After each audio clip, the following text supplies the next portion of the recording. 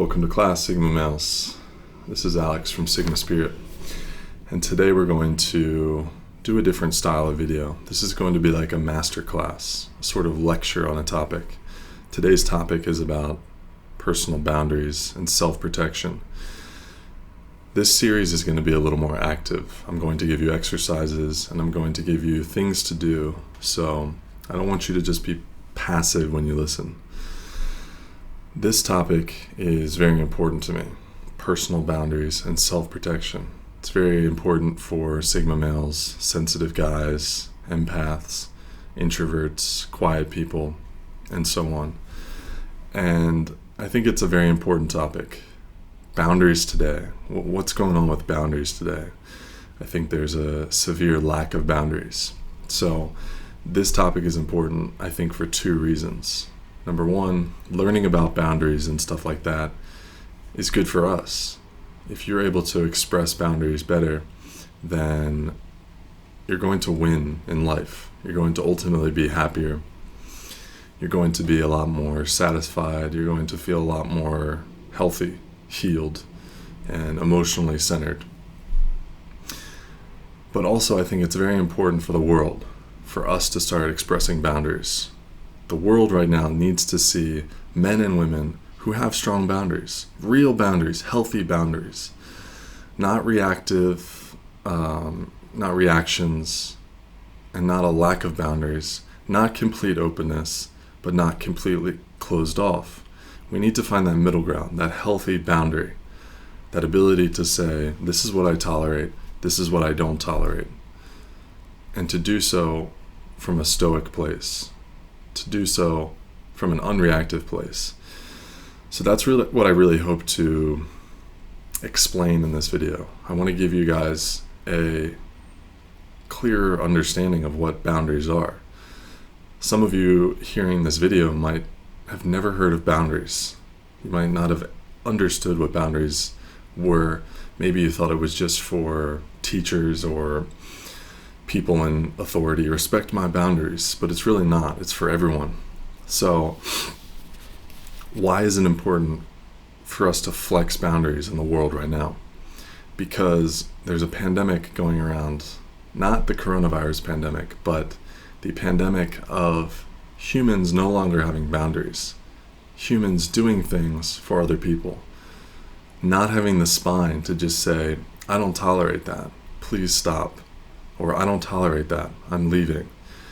And I'm just as guilty as everyone else of going through this phase of my life where I didn't have boundaries. And this is something I'm working through right now. And this is why I feel very qualified to talk about it, because I'm coming from a place of being historically boundary free, which has actually been terrible for my own life. And I'll get into why I think that happened and the reasons why someone might not have boundaries in their life. Even though when you're a child, you're growing up, you come into your masculinity, it's perfectly natural to have boundaries. And I think people from a long time ago, they had much stronger boundaries. And now you need to look around and see that people just don't have boundaries like they used to. Look at the way our work week has just skyrocketed, the amount of hours we're expected to work. And we just do it because we don't have any boundaries. Everyone is afraid to stand up to their boss. Everyone's coming from a place of scarcity. They're afraid to say, I'm leaving at 5 o'clock. I'm going to spend time with my family. How many times have you heard a coworker say that, or a friend say something like that to you? It's pretty tragic. And it's tragic because when you think about masculinity, what is masculinity? It's the ability to be on your path, riding that arrow forward, and nothing gets in the way. And so when people cross those boundaries, it's like someone swatting at the arrow. It's interfering with the arrow. So when we don't have boundaries, people are just hitting the arrow and we're just getting all hit side to side, and it's not masculine. One of the pillars of masculinity is to say, this is what I tolerate, this is what I don't tolerate. Get in line, let's talk about it, or I'm going to walk away. And that's perfectly normal behavior when you're in your masculine. But it's very rare these days. So why is it important for people who are Sigma males, introverted, sensitive, quiet? Why is it important for these people to have boundaries? Well, let's look at quiet. So if you're naturally quiet, you're naturally introverted, you're going to have a little harder time expressing and asserting yourself. This is just comes down to the way that you communicate. You're not quite as verbal as someone like an extrovert or just a loud person who might make a snap decision and say, hey, I don't tolerate that. So the way you express yourself, you might take things internally. And when you do that, you're not able to really express your boundaries. You're internalizing that stuff. And it's very harmful. I think there's a great way to think about this is like a duck. And I know Eckhart Tolle, he talks about this, like the duck is very enlightened. The duck can get in a fight and then 30 seconds of screaming, squawking, and flapping its wings, shaking everything off, and then it goes right back to a peaceful state, just gliding through the water, totally peaceful. And human beings really aren't like that nowadays. We very much internalize everything, and we build this thick emotional scar, this burden, because we can't assert our boundaries.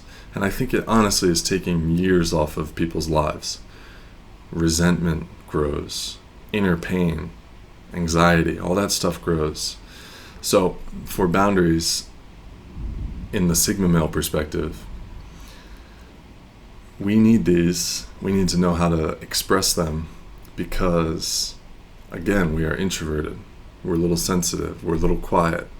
We need to know how to just say, in a few short words, this is what I want, this is what I demand, and that's it. Instead of just being bullied around, made to feel like we're weak, we have to step up and say, this is what I demand. Because ultimately, when people express boundaries, it tells the world, this is how you can treat me, this is how you can treat me, and now this is how I'm going to feel. And it's a great little feedback loop there. I think about being triggered.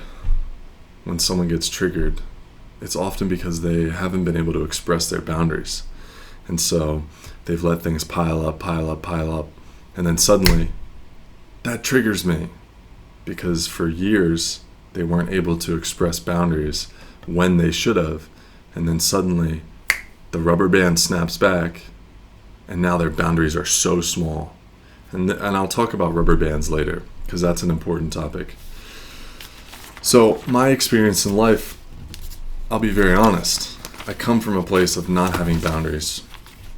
I come from a place of having no self-esteem in my life, my work, dating, family, and just having this chronic lack of boundaries. This kind of disease, really. I like to imagine it as a disease. Not being able to assert boundaries, it's going to affect your whole life. And I personally think that this lack of boundaries comes from a place of a serious lack of self-esteem. When you don't believe you deserve good things, why would you express boundaries that say to the world, this is the good that I deserve? So I've lacked boundaries in relationships before. I've lacked boundaries with family members. I've lacked boundaries with work, especially. This is a very difficult one. I think for many people, the easiest three places to lose boundaries: love and your relationships, family, and work.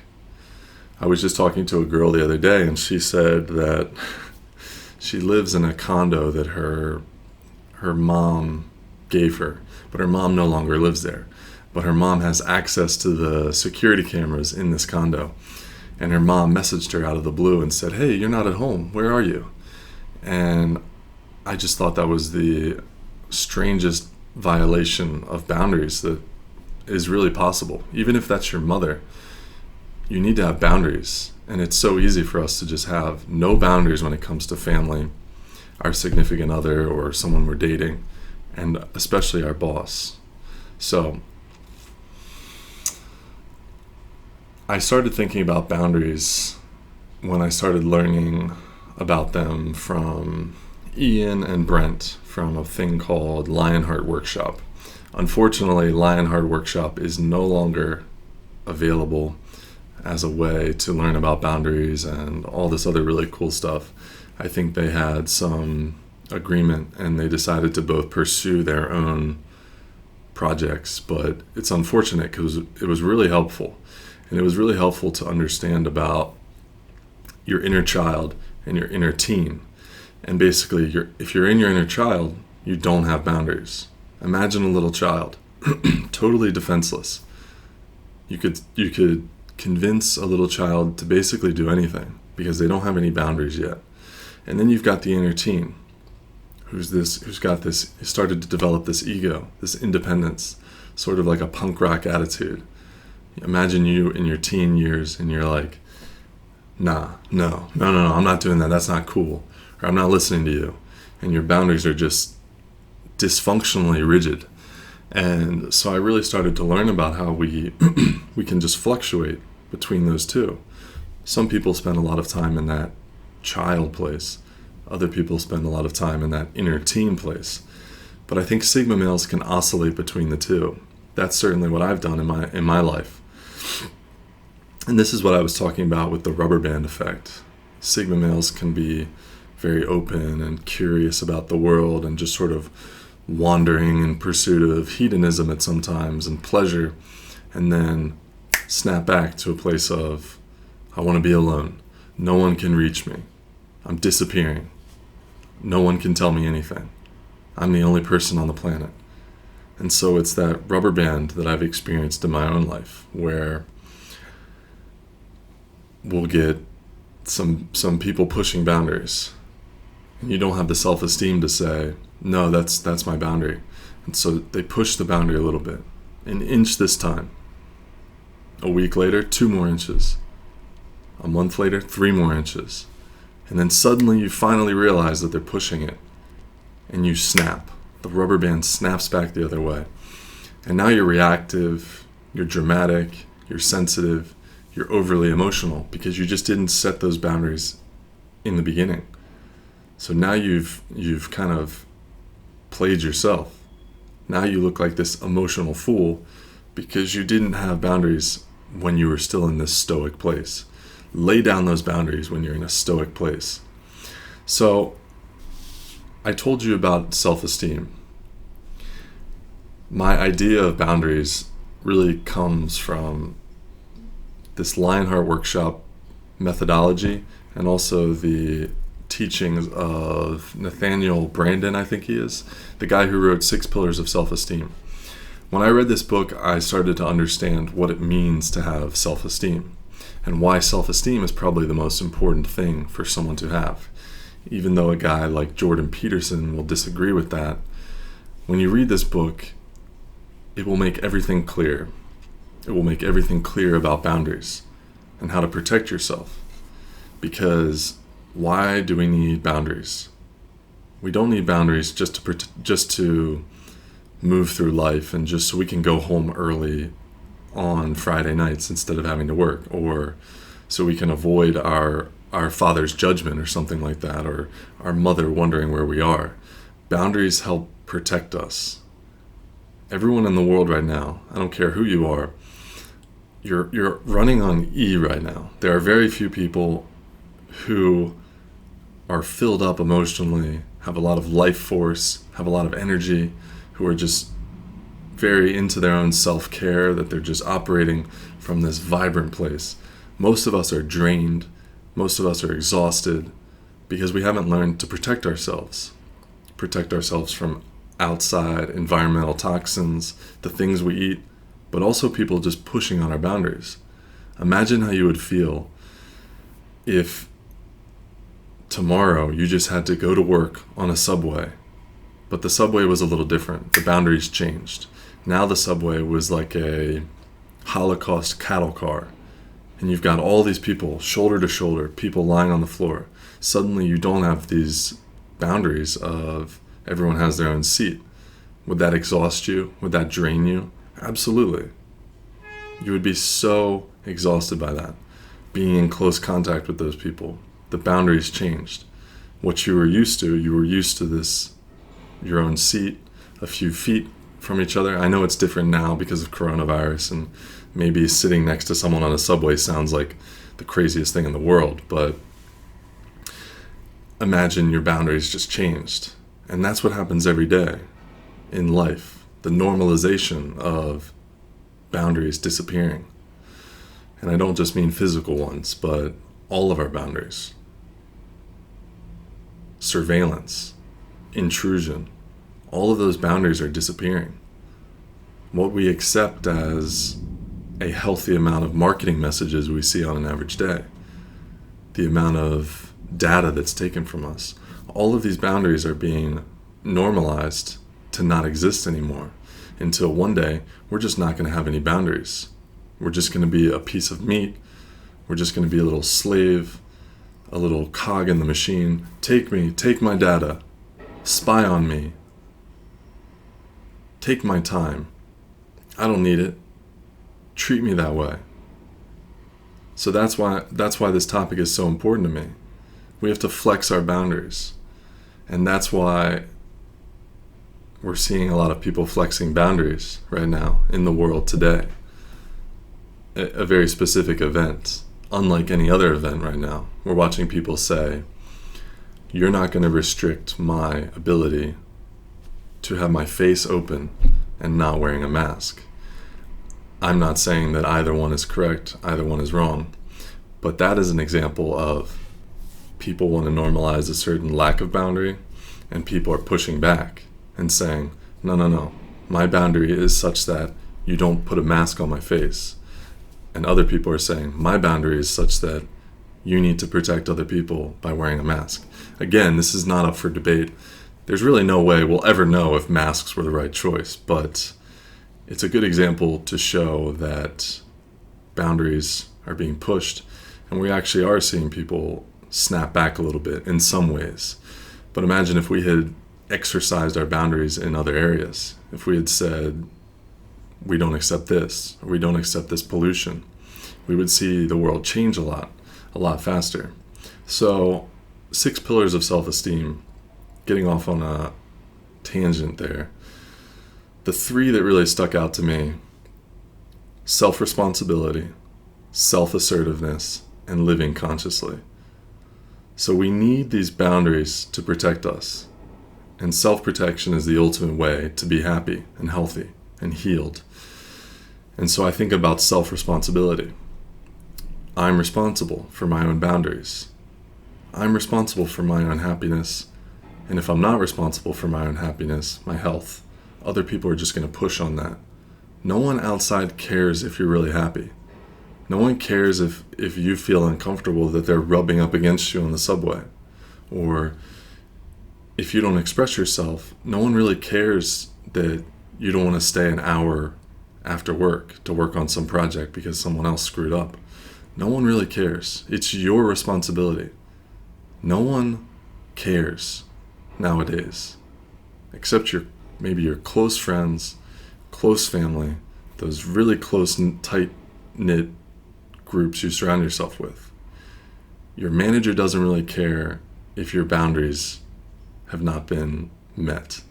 It's your responsibility to flex. Which brings me to self-assertiveness. You have to know how to assert yourself in the right way. Assert what you want. Assert what you don't want. Assert what you need. Assert what you demand out of life. And ultimately, living consciously. Because you have to have awareness to know what are your boundaries, what aren't your boundaries. When someone is pushing on your boundaries, you don't want to be this little leaf in the wind, or this little damsel in distress who's just like, oh, my boundaries, I don't have boundaries, take me, oh, take me. You want to have strong boundaries, and that comes from living consciously. So, I'll get into exact examples of boundaries in a moment. but I recommend you read 6 Pillars of Self-Esteem. Ironically, or not so ironically, this guy, Nathaniel Branden, I think, pretty sure, he actually was Ayn Rand's lover at some point. And when we think about Ayn Rand, her philosophy, strong independence, self-reliance, she literally wrote books about Sigma males. And her lover is this guy who pioneered the work on self-esteem. I think it's very interesting to look at that and say, okay, maybe those two things go hand in hand.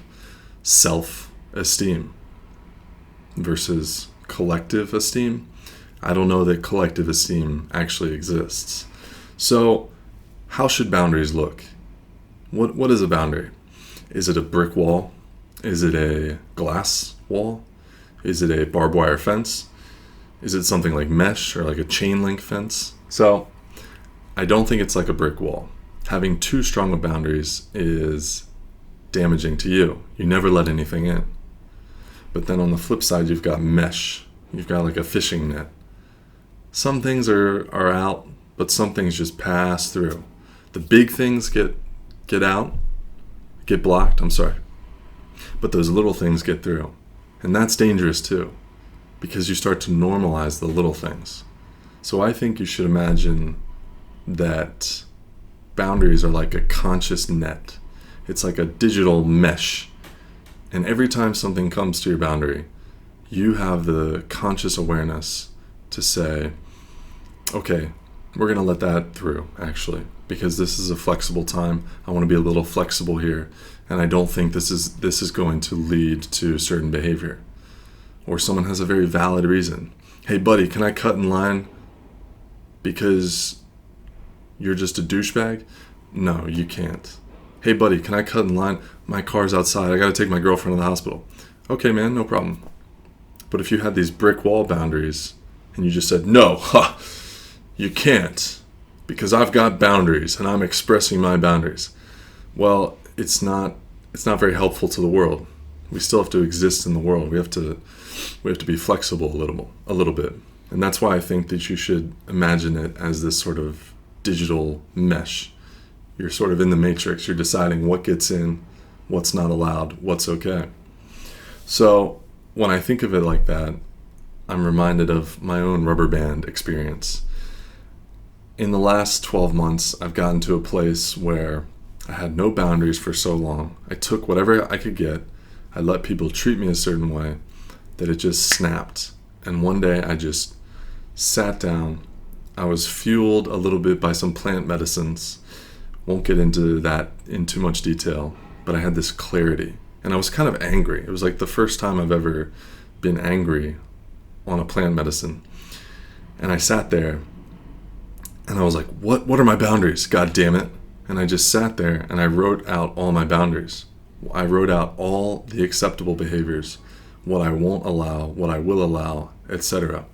So I had this moment of clarity, which I don't think I needed to be on any substance to have. I just needed something like this. Someone to tell me, hey, go write your boundaries, which I'll get to in a moment.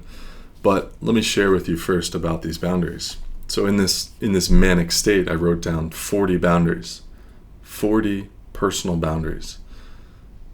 Number 2, I demand people respect my time. So I'm just going to read a few. I don't want to go through all of them. Number 6, I have the right to say no and not feel guilty. How many times we say no and we're like, oh God, I said no, I hope he's not mad.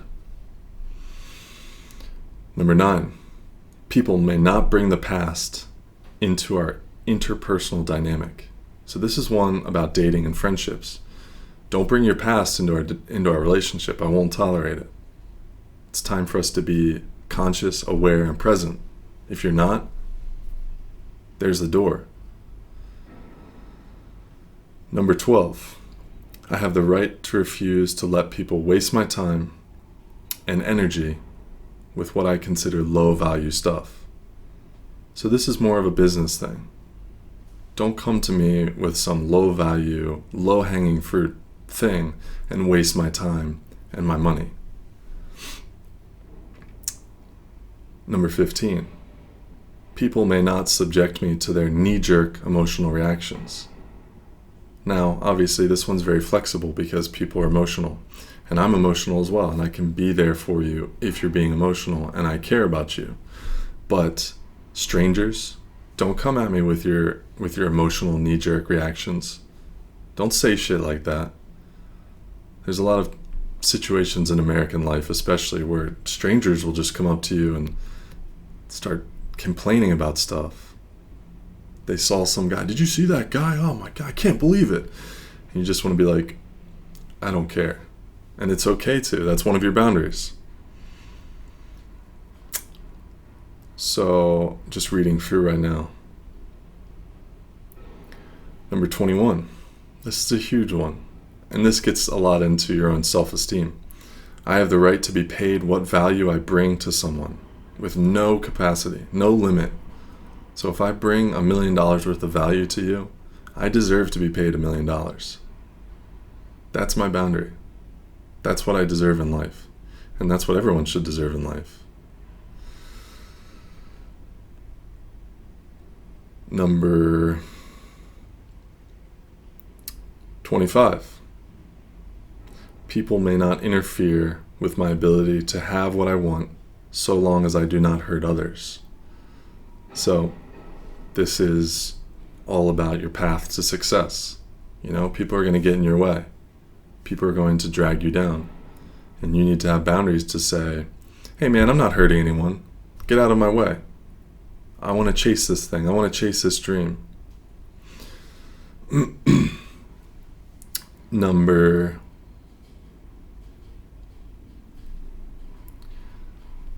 38. It's okay for me to politely change the topic when the subject matter is low vibration, defaming, or gossiping. So this is a huge one, man. This is like everyone's talking about this, and you say, I don't want to talk about this anymore. Can we change the topic? And actually, I just did this the other day. This girl wanted to talk about face masks, and I didn't really want to talk about it. So I said, can we not talk about this? And she said, oh, okay, no, sorry. And it was done. Conversation over. And that's how it should be done. Not sitting there listening to her, and then 5 minutes later you go, oh, we stop talking about this? No, you just set your boundary early on, and that's it. And the domino effect takes care of any of that crazy reaction you might have later. Number 40. It's okay for me to calmly tell someone when they are not respecting my boundaries, tell them their options, and either walk away, disengage, or exit. So that's a big one, giving yourself permission. Hey, you're not respecting my boundaries. You can either stop stepping on my toe with your high heel, or I'm going to push you off my foot. And that's that. So I wrote all those out. Number 16, one more. I have the right to be unavailable during many hours of the day. So this comes down to my profession, the thing I do right now, a lot of client work. I have to express boundaries with especially client work or working with certain customers. You have to say, I'm not available. That's my boundary. I'm not available from this time to this time. So what's your homework? The first exercise I want you to do, maybe you can pause this video or just do it afterwards. You need to write down your boundaries. You need to tell the world by telling yourself first, what do you deserve? What do you have the right to do? What do you demand? How do you want people to act? How do you want yourself to act? You can have boundaries upon yourself. I won't tolerate this behavior. What aren't people allowed to do? What is it okay for you to do? What do you have the right to value? So these are all personal boundaries you have to define for yourself. So take some time, really think about it. Define what those are. Spend 3 hours if you have to. Maybe it's short. Maybe you just have like a 10 Commandments style. I have the right to this, and this. Or maybe you have a very long, drawn out, with various scenarios for dating, working, life, relationships, family. So the importance of this self-protection, the big key to self-protection, is defining those boundaries, is creating that conscious net around you. What do you allow in? What do you deny? Maybe you have 3 strikes. Maybe 3-strike system. Maybe your boundaries are a 3-strike system. Maybe a girl can do some shady behavior 3 times. Maybe you're flexible a little bit. 2 times are okay. You do something the 3rd time, that's it, I'm done. So what do most people do instead of for their own self-protection, instead of asserting those boundaries? Most people don't assert boundaries, so how do they protect themselves? Well, most of the time they just engage in avoidance behavior, which is they avoid the situation entirely. Maybe someone's so tired of setting boundaries, they don't know how to set boundaries. They have these rubber band experiences. They feel unfulfilled in life so much that they just avoid dating, or they avoid this job, or they avoid entrepreneurship because they don't know how to express boundaries, which is sort of where I'm at right now with my own consulting business. I'm tired of having to set those boundaries.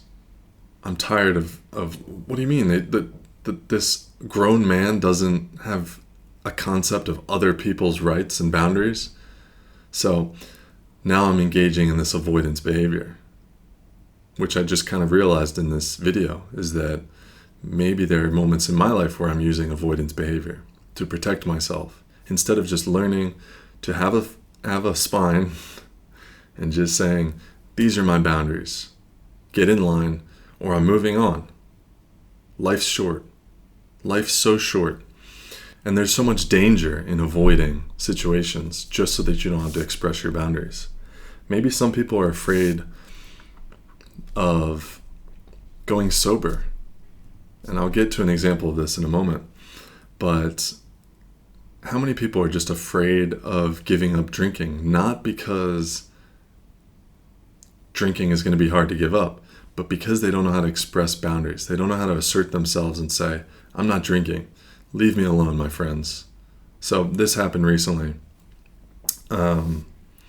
where I went to a party. Right now I'm on this no alcohol challenge, either for a few more weeks or maybe for 3 more months and a few more weeks. I haven't decided. Things are going very well. This channel is literally from not drinking. But yeah, so I went to this party, and in my mind, I imagined myself expressing my boundaries before I got to the party. I imagined myself saying, you know what, I'm not going to drink tonight because I'm on this 90-day no alcohol challenge, and it's my boundary.